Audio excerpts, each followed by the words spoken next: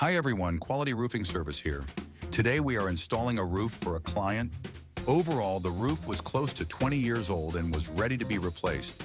The previous roof was already removed by the owners, so they asked us to come help install it. This roof was about 35 squares, which in a bit more basic terms was about 3,500 square feet. We used a synthetic underlayment because we see that it is a bit more durable than basic underlayment. With how much rain the Pacific Northwest gets, it's important that the shingles you use are moss resistant. It'll keep your roof more durable when it comes to moss and growth on the roof. We always recommend you have someone help maintain the roof to help it last longer. Overall, this roof took us about 7 hours to finish. Let us know how we did. If you're looking for roof work in the Seattle-Tacoma area, feel free to reach out to book a roof job.